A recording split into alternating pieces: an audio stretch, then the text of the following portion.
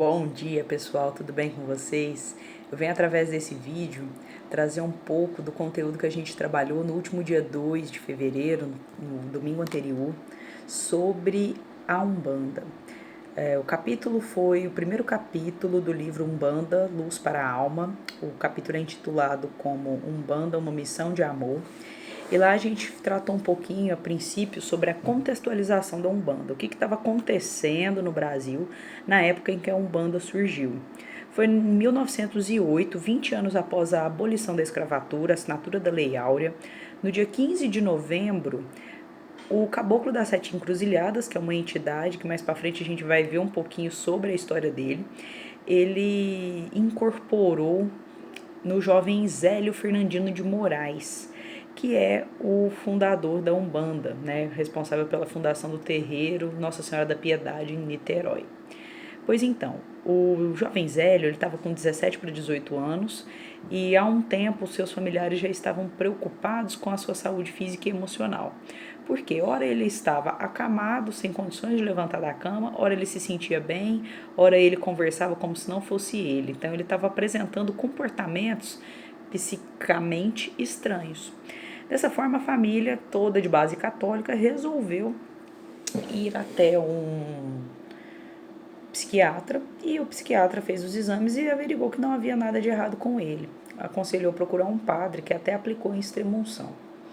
Dessa forma, o padre sugeriu que eles fossem até algum centro espírita e lá, então, no dia 15 de novembro, o jovem Zélio incorporou o Caboclo das Sete Encruzilhadas, que trouxe uma mensagem da seguinte forma, com muita humildade e questionamento sobre a necessidade das pessoas unirem a sua questão de amor, de caridade em favor do próximo. Por isso que a definição da Umbanda é manifestação do espírito para a caridade. E a partir de então foi comunicado que no dia seguinte a mesma entidade estaria na casa do aparelho, né, na casa do médium, para poder iniciar os cultos e os atendimentos então à sociedade, né, à comunidade sem nenhum custo, sem nenhuma cobrança financeira. Esse período, o Brasil estava sofrendo um caos, tanto material quanto até espiritual, no nível do plano astral. Porque, mesmo que aconteceu a abolição da escravatura, vários escravos estavam à mercê. As condições de fome, miséria, as guerras ainda continuaram acontecendo. Então a Umbanda surge nesse contexto no sentido de unir forças exatamente de entidades indígenas, africanas que sofreram tanto nos períodos de colonização e de escravatura, e que fosse criada uma linguagem acessível a essa população que estava sendo abandonada e marginalizada. Do ponto de vista material, o genocídio que aconteceu no Brasil colônia foi considerado pacífico. Porém, do ponto de vista espiritual, através da lei de causa e efeito e a prática do livre-arbítrio, não foi bem assim. Várias as guerras, entre elas a mais sangrenta, a Guerra do Paraguai, foram responsáveis pela morte de centenas de milhares de pessoas. Dessa forma, a intenção principal da Umbanda é nada mais que a manifestação do espírito para a caridade. Também tratamos nesse capítulo sobre a religião e o ser humano, e o fato do ser humano ter dentro de si um mecanismo quase que inconsciente de sentir e explicar a Deus. Então, nos textos, né, que temos como pesquisa, vários teóricos, vários professores, vários pesquisadores dizem que a religião ela pode ser considerada como uma releitura, o ato de reler, o prefixo, né? Reler ou religar a Deus. E também foi explicado um pouco sobre a revelação e a regeneração.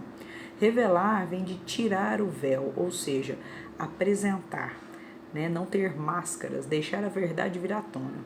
E a regeneração é nada mais do que a reconstrução, a restauração.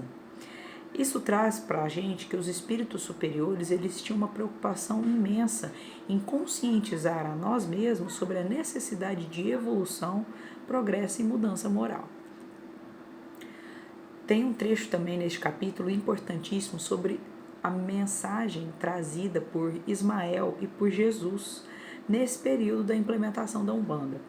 A função do Brasil, naquele livro de Humberto de Campos, Brasil, Pátria do Evangelho, Coração do Mundo, Pátria do Evangelho, traz que a família brasileira ela era responsável por praticar o lema Deus, Cristo e Caridade, certo? Porém, devido a todos esses abalos importantes, esses desatinos às leis divinas que estavam acontecendo no país, essa função do mensageiro Ismael e de Jesus como governador planetário poderia ter sido colocada à prova e ter sido abalada. Dessa forma, surgiu então a Umbanda, no sentido de unir todos os pensamentos, todos os sentimentos, as etnias e as cores em uma só banda. Por isso esse nome, Umbanda.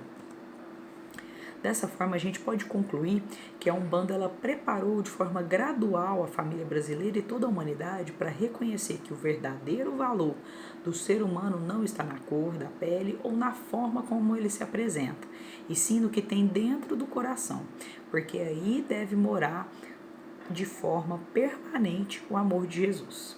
Foi esse, então, o tema que a gente trabalhou no último domingo. Eu espero que vocês tenham gostado. Um abraço.